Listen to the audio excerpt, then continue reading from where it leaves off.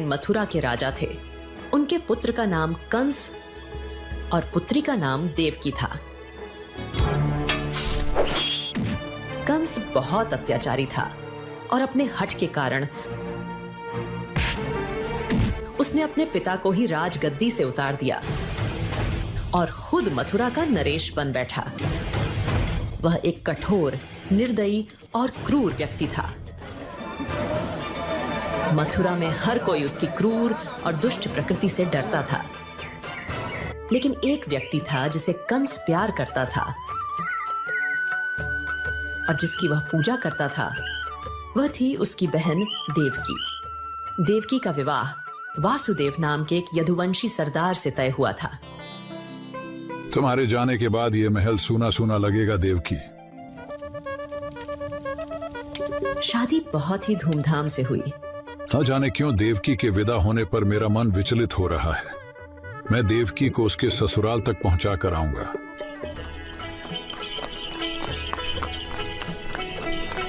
विवाह के बाद कंस अपनी प्यारी बहन देवकी और बहनोई वासुदेव को उसके ससुराल पहुंचाने जा रहा था। जब वे रास्ते में थे, तभी अचानक आकाशवाणी हुई।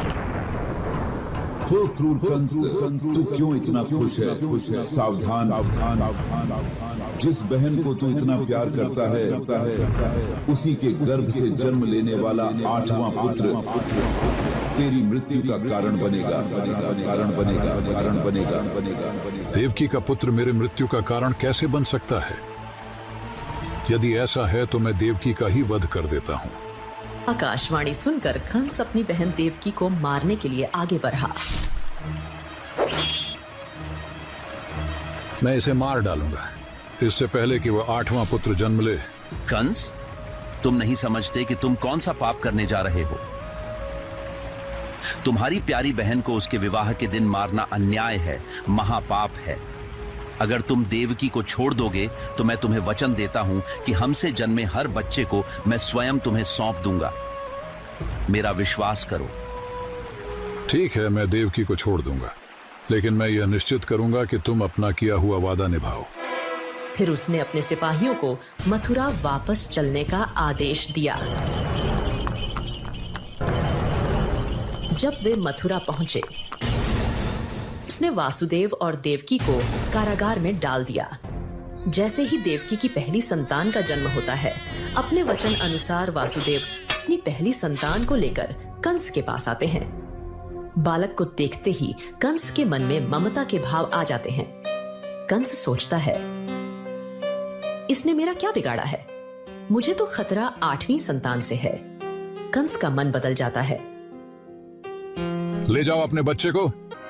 ये विधान के अनुरूप नहीं हो रहा है। अगर कंस के मन में ममता के भाव जाग गए तो भगवान अवतार कैसे लेंगे? नारद जी कंस से मिलने आते हैं। नारद जी के एक हाथ में एक कमल का फूल रहता है। कंस, मुझे ये बताना, इस फूल की पहली पत्ती कौन सी है और 8वीं पत्ती कौन सी है? इसकी तो हर पत्ती पहली और हर पत्ती 8वीं है। तो इसी प्रकार तुम्हें क्या पता उस आकाशवाणी ने कैसी गिनती कराई हो? ऐसा भी तो हो सकता है इस कमल के फूल की तरह पहली संतान ही 8वीं संतान हो। वह कारागार में जाता है। देवकी, मुझे बच्चा दे दो। समय बीतता गया। देवकी 8वीं बार गर्भवती हुई। क्या मेरी आने वाली संतान भी मारी जाएगी? हे भगवान विष्णु, कुछ चमत्कार करो प्रभु। उस क्रूर कंस से हमारे पुत्र को बचाओ। श्रावण मास की अष्टमी तिथि थी। मथुरा में एक भयानक तूफान उठा। मूसलाधार बारिश हो रही थी और आकाश काले बादलों से ढका हुआ था। देवकी 8वें बच्चे से गर्भवती थीं। अचानक भगवान विष्णु उनके सामने प्रकट हुए। सुनो वासुदेव, तुम्हारी इच्छा पूर्ण हुई है और मैं तुम्हारे बच्चे के रूप में जन्म लूंगा। वासुदेव, इस बच्चे को यहाँ से गोकुल ले जाओ और उसे नंद के यहाँ जन्मी बच्ची के साथ बदल दो। ऐसा कहकर भगवान विष्णु अंतर्ध्यान हो गए। मध्य रात्रि में एक बालक का जन्म देवकी से हुआ। देवकी देखो, जंजीरें खुल गई हैं। यह एक चमत्कार है। देवकी, जल्दी मुझे बच्चा दे दो। मैं इसे हमारे मित्र नंद के घर गोकुल ले जाऊंगा। जैसे ही वासुदेव ने जाने की तैयारी की, जेल के दरवाजे अपने आप खुल गए और सभी सैनिक गहरी नींद सो गए। ध्यान पूर्वक बच्चे को टोकरी में रखते हुए वासुदेव गोकुल की ओर चल पड़े। वासुदेव के पीछे शेषनाग थे, जो भगवान विष्णु के सिरहाने वैकुंठ में रहते थे। उन्होंने अपने फन को बच्चे की टोकरी के ऊपर फैला दिया, जिसे वासुदेव ने अपने सिर पर उठा रखा था। जल्द ही वासुदेव यमुना नदी के किनारे पहुंच गए और आश्चर्यजनक रूप से यमुना नदी ने उन्हें रास्ता दे दिया। वासुदेव गोकुल पहुंचे, जहां नंद की पत्नी यशोदा ने अभी ने कृष्ण को बच्ची के पालने में रख दिया और बच्ची को धीरे से अपने साथ ले लिया और फिर काल कोठरी में वापस लौट आए। जैसे ही वह वापस लौटे, काल कोठरी के दरवाजे बंद हो गए। रक्षकों को जगाते हुए बच्चे के रोने की आवाज उनके कानों तक पहुंची। शिशु के रोने की आवाज सुनते ही रक्षकों ने तुरंत इस खबर को राजा कंस तक पहुंचाया। कंस तुरंत जेल में देवकी के पास पहुंचा। देवकी, मुझे बच्चा दे दो। यह तो एक कन्या है, और कैसे एक कन्या तुम जैसे एक महान योद्धा को क्षति पहुंचा सकती है? इसे छोड़ दो भाई। लेकिन कंस उनकी किसी भी विनती को सुनने के लिए तैयार नहीं था। जैसे ही उसने उस बच्ची को अपने हाथों में लिया, वह बच्ची उसके हाथ से फिसल गई और हवा में उड़ गई। अरे ओ दुष्ट कंस, एक निर्दोष बच्ची को मारने में तू अपनी बहादुरी समझता है? तुझे मारने वाला और तुझे तेरे सभी पापों के लिए दंड देगा। ऐसा कहकर देवी दुर्गा अंतर्ध्यान हो गई। माँ दुर्गा के कथन सुनकर कंस भयभीत हो गया। इस तरह भगवान कृष्ण का जन्म हुआ। जब श्री कृष्ण और सुदामा ऋषि सांदीपनि के यहाँ शिक्षा प्राप्त करने की खातिर उनके आश्रम में रहते थे, दोनों के बीच काफी गहरी मित्रता थी। वहीं आश्रम के करीब एक गरीब महिला रहती थी, जो दिन रात वासुदेव का नाम का जप करती थी और भिक्षा मांगकर अपना पेट पालती। एक बार उसे कई दिनों तक भिक्षा नहीं मिली। वो काफी भूखी थी। जब उसे भूखे रहे 5 दिन बीतने को चले, तो किसी ने उसे भीख में चने दिए। उस चने को वो अपने सिरहाने रखकर सो गई, ये सोचकर कि सुबह यही चने वासुदेव को भूख लगाकर मैं खा लूंगी। लेकिन उसी रात को कुछ चोरों ने महिला की चने वाली पोटली सोने के जेवर समझकर चुरा लिए।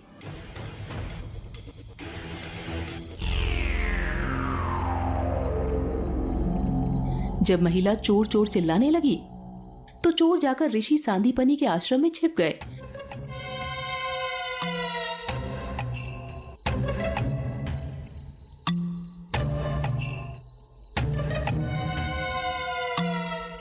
और चने वहीं छोड़कर भाग गए। ऐसे में भूखी महिला ने श्राप देते हुए कहा, मुझ लाचार बेबस के चने चुराकर क्या मिलेगा तुझे? लेकिन मैं श्राप देती हूँ, जो भी इस चने को खाएगा वो दरिद्र बन जाएगा। जब सुबह हुई तो श्री कृष्ण और सुदामा अपने गुरु के पास गए और उन्हें प्रणाम किया। प्रणाम गुरुदेव। तब गुरुजी ने दोनों को आशीर्वाद देते हुए कहा, जीते रहो वत्स, सदा सुखी रहो। जाओ वत्स यज्ञ के लिए समीधा ले आओ, लेकिन ध्यान रखना हर ओर बादल घिर रहे हैं, लगता है तेज बारिश होगी, इसलिए ज्यादा दूर मत जाना।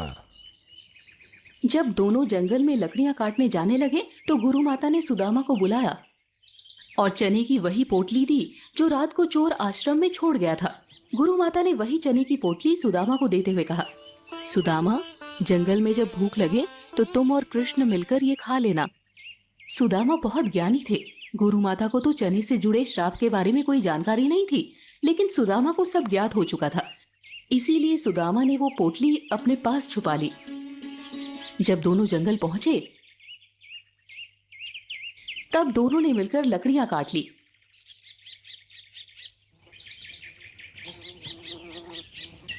और जब वापस आश्रम लौटने लगे तो बारिश होने लगी। ऐसे में दोनों एक पेड़ के नीचे बैठ गए। इसी बीच दोनों को भूख लगी। तब कृष्ण ने सुदामा से पूछा, सखा, मुझे भूख लग रही है, क्या तुम्हारे पास कुछ खाने को है? तो सुदामा ने कहा। नहीं, मेरे पास तो कुछ भी नहीं है। लेकिन सुदामा को भी तेज भूख लग रही थी। सुदामा ने सोचा, अगर ये चने कृष्ण को दे दिए तो श्राप की वजह से वो दरिद्र हो जाएगा। ऐसे में तो पूरा संसार ही दरिद्र हो जाएगा। नहीं, ये चने मैं कृष्ण को नहीं दे सकता। ये सोचकर सुदामा चुपके से चने खाने लगते हैं। श्री कृष्ण ने उनसे पूछा भी, तुम कुछ खा रहे हो क्या? तो सुदामा ने कहा, नहीं, मैं तो कुछ भी नहीं खा रहा। ठंड से मेरे दांत कपकपा रहे हैं। फिर दोनों वापस आश्रम लौटते हैं। जब दोनों की शिक्षा पूरी हो जाती है तो श्री कृष्ण द्वारिका के राजा बन जाते हैं और सुदामा बहुत गरीब रह जाते हैं। उनके घर इतनी ज्यादा गरीबी थी कि कई कई दिनों तक उन्हें भोजन नहीं मिलता। ऐसे में एक दिन सुदामा की पत्नी ने सुदामा से कहा, आप तो कहते हैं द्वारका के राजा श्री कृष्ण आपके बाल सखा हैं, तो एक बार आप उनके पास क्यों नहीं जाते? वो इतने बड़े राजा हैं, आपको तो बिना मांगे ही वो कुछ ना कुछ दे ही देंगे। हमारा कुछ समय अच्छे से व्यतीत हो जाएगा। हम तो भूखे रह लेंगे, लेकिन बच्चों को भूखा कैसे रखें? तब पत्नी की बात मानकर सुदामा द्वारिका श्री कृष्ण के पास जाने के लिए तैयार हो जाते हैं। लेकिन अब उन्हें इस बात की चिंता सताती है कि खाली हाथ सखा के पास कैसे जाएं। तब उनकी पत्नी पड़ोस से थोड़े से चावल मांग लाती है और वही चावल एक पोटली में बांधकर सुदामा को ये कहकर देती है कि ये चावल श्री कृष्ण को देना। सुदामा चावल लेकर खाली पैर पैदल ही द्वारिका जाते हैं, जिनसे उनके पैर में कई कांटे चुभ जाते हैं।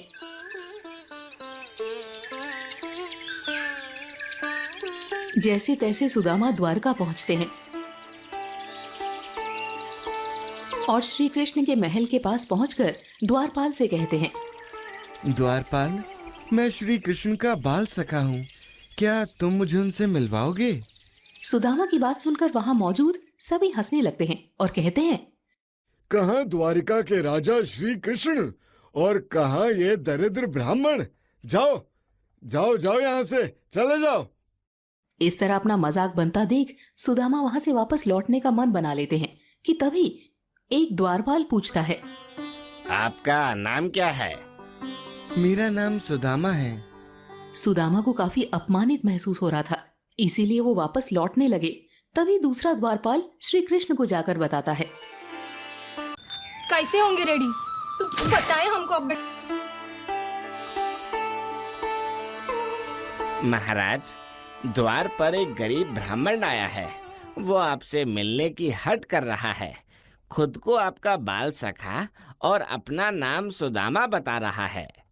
जैसे ही श्री कृष्ण सुदामा का नाम सुनते हैं, वो नंगे पांव दौड़े दौड़े द्वार पर आते हैं।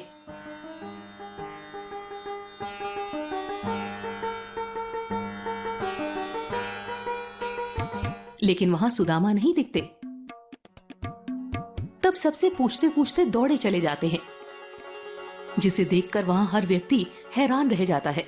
श्री कृष्ण जब दौड़ते हुए कुछ दूर जाते हैं, तब सुदामा उन्हें मिलते हैं। वो सुदामा को रथ में बिठाकर अपने महल लाते हैं और अपने सिंहासन पर बिठाकर उनके पैर धोते हैं। सुदामा की हालत देख श्री कृष्ण की आंखों से अश्रु की धारा बहने लगती है और अपने उसी अश्रु से वो सुदामा के पैर धोते हैं और अपने वस्त्र से उनके पैर पोंछते हैं और पूछते हैं, सुदामा, भाभी ने मेरे लिए क्या भेजा है? नहीं, भाभी ने तुम्हारे लिए कुछ भी नहीं भेजा है। सुदामा को चावल देने में काफी संकोच होता है, इसीलिए वो चावल की पोटली को छुपाने लगते हैं। लेकिन श्री कृष्ण उनसे वो पोटली लेकर चावल खाने लगते हैं और कहते हैं,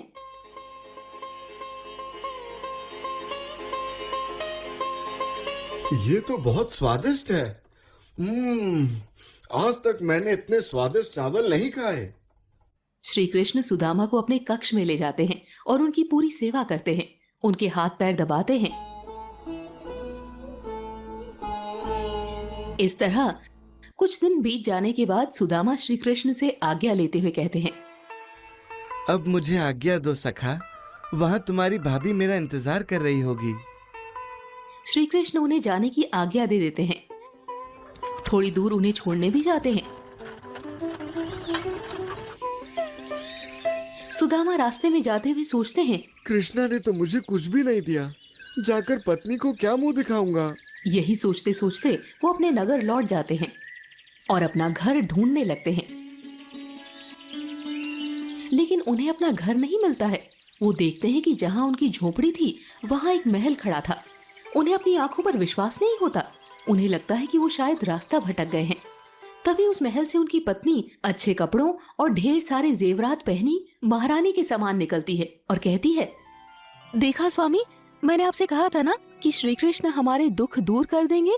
उन्होंने हमारी दरिद्रता दूर कर दी। तब सुदामा को श्री कृष्ण की लीला समझ में आ जाती है और वो भी काफी खुश हो जाते हैं। दोस्तों, इस कहानी से हमें यही सीख मिलती है कि हमें अपने कर्मों का फल